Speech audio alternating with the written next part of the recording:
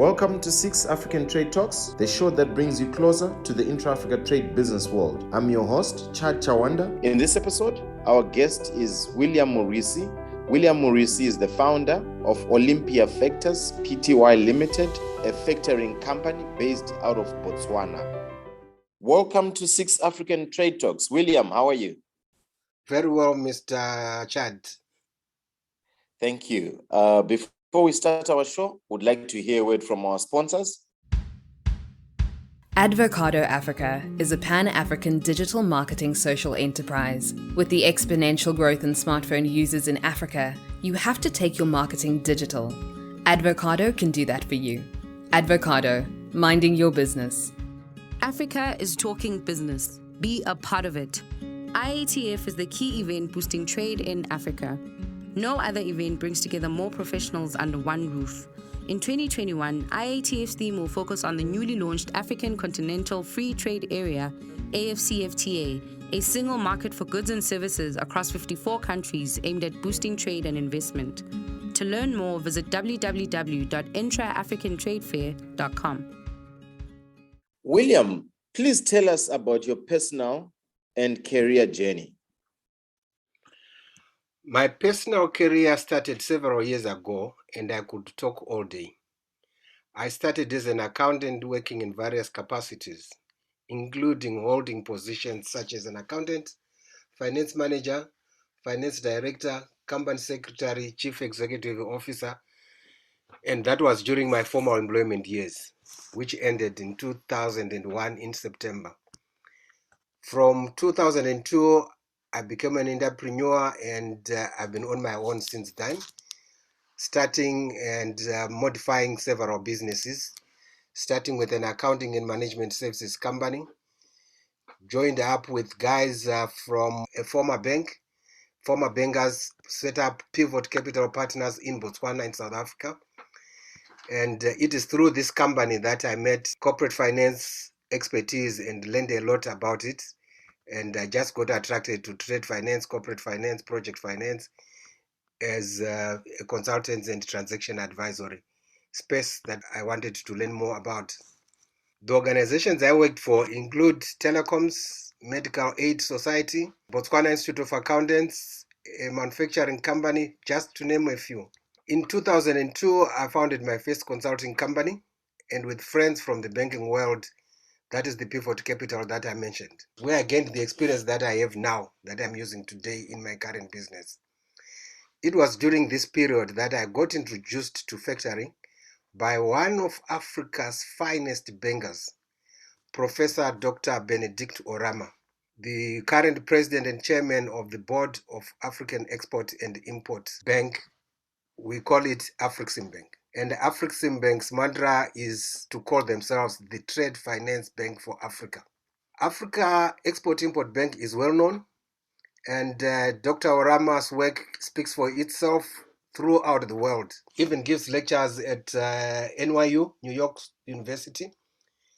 And I don't believe without the support, encouragement, and training that we got through Dr. Orama's Institute, I'll be where I am. He introduced me to his team, which supported me in doing all what I've done in Olympia Factors. And his team was led by the trailblazing Mrs. Kanayo Awani, the current managing director of Intra-Africa Trade. Interesting. Thank you very much for sharing. I believe factoring is a key aspect of finance for doing business world over, and especially in Africa, where financing is a little bit of a challenge. So thank you very much for sharing that, and good to hear the work of AFCFTA in terms of factoring as well. When was Olympia Factors Commerciale PTY Limited founded, and what services do you bring to the market? Chad, maybe before I go to answer that one, let me take you back to what you mentioned, the importance of factoring that you alluded to in your remark to my statement. Factoring brings a lot of benefits to the trade finance, and because of things that we'll talk later. But for now, I just thought it's important to let the market or your listeners know that factoring doesn't require security, collateral security that is required by the bank. It's trade driven, and if it can be bought, the supply chain should be financed. That's what we believe in factoring. Let me go on to answer your question now about when we formed Olympia. I founded Olympia Factors in February 2015, working with like-minded people who shared in our vision, and together we've made strides towards the main goal. Remember, this was after the training that we started. I met Dr. Orama in 2010, and since 2010, I've been on a journey to equip myself and my team in all involving factoring to be where we are. We still have a lot to learn. OFC has been set up as a regional outfit to be reckoned with in the development of and growth of factoring in Southern African Development Community, which we call SADC. Our services include receivables finance, supply chain finance, which we also call reverse factoring. The only difference between the two is with the receivables finance, once an invoice has been supplied and accepted and assigned to us in terms of on the back of a factoring agreement, we'll be able to provide the supplier with up to 80% of his finance pending payment by the buyer, who will pay direct to us. Reverse factoring, which we call supply chain finance, we are looking at a supplier who has got a buyer but is also supplied by his own supplier to be able to supply to the other buyer. So this supplier, we call him supplier 1, but supplier 0 may want finance, and we can actually pay 100% of that supplier 0 to supply supplier 1, and supplier 1 supplies his normal buyers, and we take assignment of those invoices to be able to provide. So that's basically the difference between reverse factoring and normal factoring. And once I'm there, allow me to digress a little bit and just elaborate a bit on factoring. Most people understand factoring to be debt finance, buying debtors' books, and purchase order finance, invoice discounting. Whilst we acknowledge that all that is part of factoring, our factoring facility has been structured to include or to exclude performance risk, so to speak.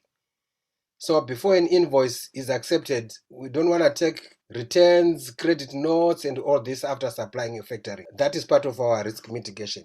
Receivables finance, reverse factoring, we call it buyer-centric, as our customers are large buyers whose procurement book we finance. So basically, if you are a buyer who is trading, we're actually saying we want to extend your payables days by giving you 90 days to trade before you pay us, whilst your suppliers have been paid and they leave you to do your business, which is what you set out to do. Our facilities are non-recourse, as we take risk against credit cover and assignment of receivables. And when we say non-recourse, we mean whichever supplier we finance in terms of their receivables. If their buyers don't pay us, we don't go after that supplier, because we would have been credit covered and will be paid by our insurers. Our insurers are the ones who will sort out the buyer, because they would have taken risk on the buyer. Suffice to say that we take 10% risk on all the business we do. This means that in the event of a default, our credit insurer will pay us 90%, not 100%. Thank you very much for sharing. Tell us more about how you can boost the availability of factoring in Botswana and in Africa. Thank you, Chad. That is a very important question for your listeners and our potential customers. We have been working with Factors Chain International, African Bank, to promote factoring in Southern Africa. And as Factors Chain International, our fellow members are doing that wherever they are. The main challenges we have had, I'll use that to explain how we can boost it so that you see where the pitfalls are. Is factoring is not thriving because of, one, there's no universal or commonly accepted trade regulation in terms of factoring. Factoring is not well understood as it should be. Pricing is also a difficult thing to tell to customers. And people think factoring is debt. Factoring is not debt.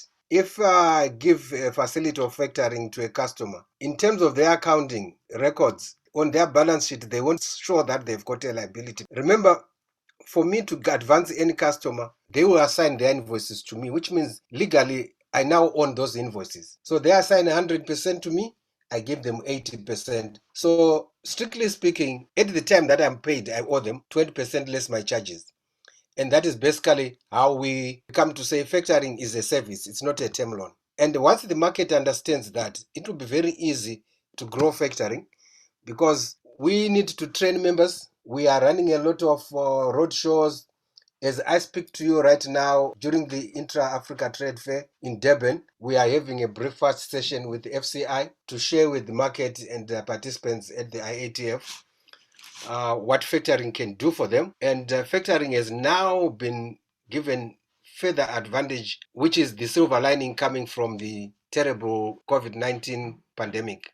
Because with COVID, banks and other traditional lenders developed cold feet due to uncertainty that has been created on the market. And it has not been just that uncertainty. Even for their existing loans, they had to extend payment terms to avoid them being non-performing loans. They are spending more time trying to manage risk and collectability of those loans. So remember, it's a supply chain. If they don't collect on existing loans, they need to get more money to be able to lend. So shareholders would have to put money. How do shareholders put more money during the pandemic when there are already all these uncertainties? Now, what does that mean and why is that important? It is important because they know with factoring, if they've got a supply contract and their customers can accept assignment terms and their customers have got risk that is acceptable to us. And when we say us, we mean ourselves together with our credit insurers, because if our credit insurers don't accept that risk, we may not be able to trade. So that is how, with that information and sharing that with the market, we can grow and boost factoring in Africa. Afreximbank has started a project that is ongoing. They've developed what is called the model law of factoring in Africa, which was a well-researched, working with Factors Chain International and the Global Association and other factors in other countries. There are a number of companies that have signed on. I can say with certainty, I'm willing to put my head on the block. Nigeria has signed onto it. Egypt has signed onto it. I'm not sure about Kenya and other countries that have signed onto it. But what we are saying is, with that, it's a generic regulatory framework for factors, defining all the terms and what has to be done. And countries that want to sign on to it, no, they'll just have to tweak a few things to suit their local environment and regulatory frameworks. Otherwise, it's accepted everywhere. It's based on international trading laws. In Botswana, we have hosted Southern Africa Regional Conference on factoring to try and get people to understand what it is, and it drew from all the SADC countries about 250 members in March 2019. In November last year, we had a webinar. I can't remember the numbers of the attendees of that webinar, but it was well attended. It was for East and Southern Africa. Also, to keep showing and sharing information even of what was happening during the pandemic and to what extent we have been affected. All these things give us impetus and the basis on which to strategize going forward to boost our penetration into the market. Thank you very much. It's really interesting to learn more and more about factoring as a form of finance. How big are the prospects of factoring in general in Africa? Unfortunately, I can't put a figure to that, but I can draw a parallel that will make you understand what I'm saying. As somebody who partners with the AFCFTA, it will be easier for you to understand this.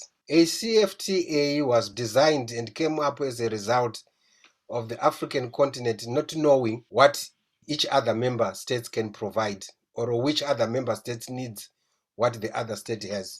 There was an example in one of the roadshows of AFCFTA that was given of countries that are neighbors. Let's say South Africa and Botswana. Then Botswana exports beef to Europe, only for that beef to be imported by South Africa from Europe. I'm giving an exaggerated example just to make it more easy to understand. Now, with factoring, whilst AFCFTA is focusing on the trade itself, factoring provides an instrument, a finance tool, to make such trade happen. Because with factoring and through FCI, we have got a network where we can actually have what we call import and export factors. So I'll be sitting in Botswana. I will be the export factor, making sure beef is exported to Europe. I will identify a partner to work with who will be an import factor. So that import factor will actually be managing the local and the collection side of the transaction. I'll be managing the local and the export side of the transaction. Now imagine if the trade grows as it is hoped, how much factoring could play, what role factoring could play. Leave that aside, look at another example. We have got SMEs. SMEs are generally considered risky, but there are some SMEs that can deliver. Then they are affected by big buyers who give them strict terms and not pay them on time, so much that they have to go and get bank overdrafts to be able to deliver. And this is where factoring comes in, because with factoring, we are taking the risk of the buyer, not the supplier. So this small and medium enterprise entity that can deliver to Tiger Brands in South Africa can actually benefit from the buying power of Tiger Brands, because we are saying if you offer Tiger Brands 90 days within which to pay, Tiger Brands obviously will jump into that opportunity. And the supplier, we give them, meaning the SME, we give him 80% of the invoice value within 10 business days. I'm saying within, not after, which means it can be 2, it can be 3, depends on the efficiency with which the paper flow is exchanged between the transaction channel. Let's leave that. Let's go to the final one. Example, our governments have been on record for wanting to empower their people in poverty eradication. And they've said a lot of budget proposals will come with deliberate policies to give government tenders to citizens. But half the time, these citizens don't have a finance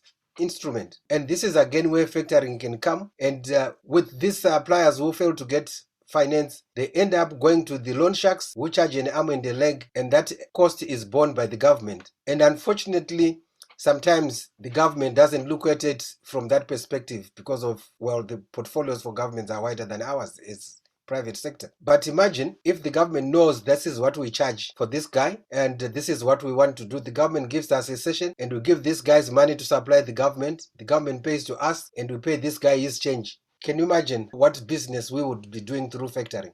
The government benefits from delivery of their projects as per their national plans. The individual citizen benefits by delivery. And after 2 or 3 tenders, that person may actually come to be self-sufficient and build enough kitty for his ongoing business. That's true. Interesting. I hope that we also have people from government that are listening to this episode right now, and they could take these key insights. Thank you very much. Before we continue, we'd like to hear word from our sponsors. Did you see that billboard? No, I didn't. I was looking at my phone. That's how billboard advertising is now ineffective. If you ever wondered how to employ people with disabilities, then by working with Advocado, you would have just done that. Advocado is a social enterprise focusing on using digital marketing to create employment for people of determination and young women across Africa. Let's do it together. If you want to make a difference, contact us now at www.advocado.africa. As an entrepreneur and business consultant yourself, why might an entrepreneur use factoring? What we tend to find on the market is businesses are always short of funding to transact their business, failing to collect money. We tell our customers, potential and current, that if your customer is going to pay you within 30 days, you are not the right person for us as a customer, because your benefit is not as if your customer takes 60 days or more. So a customer who wants certainty of planning their business in terms of cash flows, who can do financial management or project expansion using internally generated resources, can actually use factoring, because then they are never short of working capital. They're never short of servicing of their loans, because they can take their loans if they want to for project or term loans. But the main advantage of factoring is, one, certainty of cash flow, because you know if you do it right, you'll get 80% within 10 days. You know after the 90th day, you get your 12.5 or so, given depending on the percentage that we use. For clarity's sake, you get back your change after the factor has withheld their charges. Now, what are the benefits of you getting the cash flow? The benefits of you getting the cash flow are, one, you can negotiate big discounts with your suppliers, and this is where most people lose it. Businesses are failing to appreciate the time value of money concept. The time value of money concept is where we say $1 today is worth more than $1 in 90 days because of the opportunity cost of that money during the intervening period. Now, that is one of the reasons. The other one is, if the business wants to increase their turnover, they can do that through credit extension, knowing very well that they can be paid using the factor, but they can also structure their facility, their price structure with the customer to say, okay, customer, we're going to arrange a facility to finance this trade, but you have to come to the party, you have to share with us the cost of factoring, and this is how much it is. Whether they do 50-50 or whatever proportions they do, it makes a lot of business sense, because strictly speaking, the supplier is getting free finance for the receivables of the customer. Those are some of the few ones. I could talk all day, but there are many reasons why they would do that. But those are the key ones. Thank you very much for sharing. And I've come to realize that as an entrepreneur myself, it took some time to time it right, to be in a space where when you are a supplier, you can manage the cash flow, because at one point, your customer could be paying you well and you don't need factoring. But you always need to have access to these instruments, because not many times do you know and understand your customer's cash flows. So if your customer has cash flow challenges, then that means that it will also extend to you. And if your payment was supposed to come in 30 days and it eventually moves from 30 to 60, you'll be able to restructure that transaction and be able to factor it. So thank you very much for sharing that. Just another point to add, Right. Chad, in terms of why they would use a business with the factoring facility can focus on operations and business strategy without having to worry about working capital. Number one. Number two, factoring, like I mentioned earlier on, doesn't go on your balance sheet. Therefore, your gearing is not affected. So if you were a listed company, for instance, that is using factoring, you know your business valuation is going to go up by the amount of factoring, because if it were a loan, it would have gone down by the same amount because it would be a liability. That's true. Thank you. Given that access to finance remains a key constraint to SMEs, how do you see factoring leveling the field for SMEs?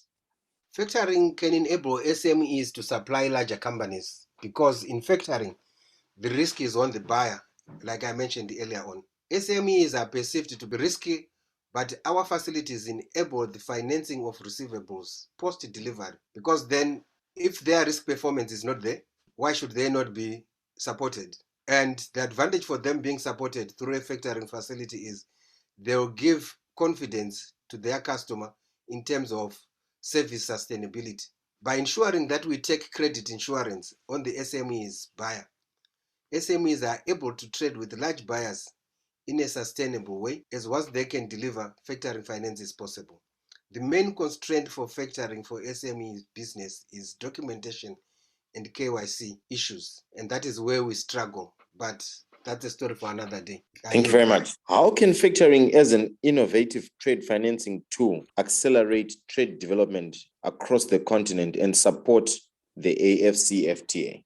As mentioned in the foregoing, FCI members can provide a four-corner model involving export factor and import factor sitting in different countries. These parties manage exporter and importer risk under factoring protocols of FCI to help traders finance their trades. Such models can accelerate trade development in Africa and support AFCFTA to grow their trade volumes. We look forward to the realization of the true potential and the value of the AFCFTA as we move year on year to, putting effort in making it a success. Quick questions. Name one obstacle you have experienced availing or promoting factoring in Botswana. Product knowledge, regulation, legislation are the main obstacles to factoring. Product knowledge in the sense that in Botswana in particular, factoring has been confined to purchase order finance and tender finance. Regulation and legislation affect trading laws around assignment of receivables and other contract laws differently and in different countries. One key issue that has been found to be different in most legal regimes is the treatment of assignment. In some countries, assignment is not allowed. You can't take cession on somebody's property, but that also means you can't do factoring, because like I said, our security as factors is the credit insurance and the assignment of receivables, which comes with the supply contract being assigned to us. And without the supply contract, we can't claim to own the receivables, because, for instance, if Six is our customer and we advance them money, and their customer, instead of paying us, pays them back, and we don't have a proper assignment in the supply contract, we can't go after their customer. But if we had that document, it will be easy, because by assignment, in fact, our assignment says you are surrendering your title and interest in this receivable to Olympia Factors and pay to their account so and so at this bank ABC. So that's one point. Second one, for factored finance receivables, a supplier needs to have a legally binding supply contract with the buyer, and such contract should be assignable to the factor. These two issues are critical for the reasons that I've just mentioned, that if a buyer just wants to be funny and pays back the original supplier and dishonors the assignment for which they have signed, in a court of law, you cannot sue them. But once they've signed the assignment and it's legal and binding, they are liable and they can't try to repudiate or absolve themselves. By assignment, the supplier surrenders title and interest in exchange for the cash that we give, because without that, we would not be able to advance any money to a customer. Supply contract, assignment, credit cover, we are good to go. My business is growing. Thanks to Advocado Africa, digital marketing is the way to go. I get to know what my customers want and how they feel in real time. Besides, I choose how much to spend. I feel in control. If you want to take control of your marketing, contact Advocado Africa now. Visit www.advocadoafrica. Advocado Africa. We mind your business. Africa is a continent full of potential, but potential means nothing if we don't take action to create value.